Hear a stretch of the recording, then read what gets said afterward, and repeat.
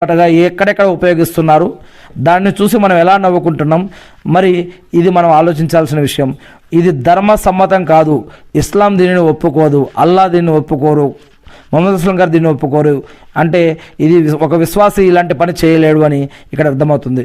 ఇద్దరి మధ్య మనస్పర్ధాలు ఉన్నప్పుడు ముందుగా ఎవరైతే సలాం చేస్తాడో ఆ ఇరువురిలో అతనే ఉత్తముడు అని. ఇప్పుడు ఎవరైనా ఒక ఇద్దరు స్నేహితులు ఉన్నారు, దాంట్లో వాళ్ళిద్దరికి ఏదో గొడవ అయింది, కానీ ఆ యొక్క గొడవను పక్కకు పెట్టేసి ఎవరైతే దేవుడి పట్ల భయం, భక్తి, గౌరవం మర్యాదతోటి మరి ఈ యొక్క ఇద్దరిలో ఎవరైతే ఇంకొక వ్యక్తికి ఎవరైతే ముందుగా సలాం చెప్పడానికి ప్రయత్నిస్తాడో ఆ ఇద్దరిలో ఆ ముందుగా సలాం చెప్పడానికి ప్రయత్నించే వ్యక్తే దేవుని దృష్టిలో ఉత్తముడు అని చెప్పడం జరుగుతూ ఉంది. ఇక ఈర్ష్య, అసహ్యం, గర్వం, ఇవన్నీ కూడా ఈర్ష్య ఒక రోగం లాంటిది. అది మీ యొక్క ధర్మాన్ని క్షవరం చేసేస్తుంది అని చెప్పడం జరిగింది. మీలో ఉన్న ధర్మాన్ని ఈ యొక్క ఈర్ష్య అనేది క్షవరం చేసేస్తుంది, తీసి పడేస్తుంది, నాశనం చేసేస్తుంది. అందుకే ఈర్ష్య, అసూయ, గర్వం, అహంకారానికి దూరంగా ఉండాలి. మీ సోదరునిలో ఉన్న లోపాన్ని అతడు లేనప్పుడు ప్రస్తావిస్తే అది పరోక్ష నింద అవుతుంది, లేని దాన్ని ప్రస్తావిస్తే అది అపనింద అవుతుంది.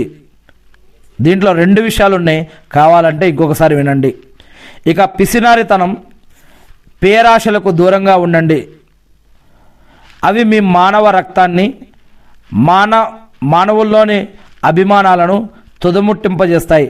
మానవుణ్ణి నాశనం చేస్తుంది ఈ యొక్క పిసినారితనం, మానవుణ్ణి నాశనం చేసేస్తుంది ఈ యొక్క ఆశ.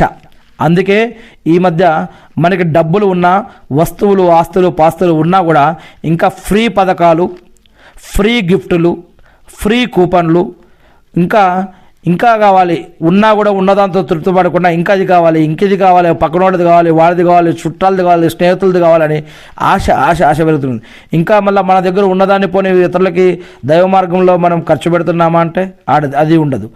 పిసినారితనం, ఈ యొక్క పేరాశ, ఆశ, ఇవి వీటికి దూరంగా ఉండండి. ఇవి ఏ మనుషులు అయితే ఉంటాయో వాటి యొక్క మానవ రక్తాన్ని ఇది కలుషితం చేస్తుంది, మానవుల్లోని అభిమానాలను ఇది తుదముట్టిస్తాయని చెప్పడం జరుగుతుంది. ఇక దౌర్జన్యానికి దూరంగా మెలగండి. దౌర్జన్యం ప్రళయ దినాన అంధకారానికి కారణమవుతుంది. దౌర్జన్యం ఒక బలవంతుడు బలహీనుడి పైన, డబ్బున్నవాడు డబ్బు లేనివాడి పైన, ఒక అధికారి అధికారం లేనివాడి పైన, ఇలా ఒక పెద్ద స్థాయిలో ఉన్నటువంటి వ్యక్తులు చిన్న స్థాయిలో ఉన్నటువంటి వ్యక్తుల పైన, మళ్ళీ ఇలా జ్ఞానం ఉన్నవాడు జ్ఞానం లేనివాడి పైన, ఇలా దౌర్జన్యానికి దూరంగా మెలగండి. దౌర్జన్యం ప్రళయం దినాన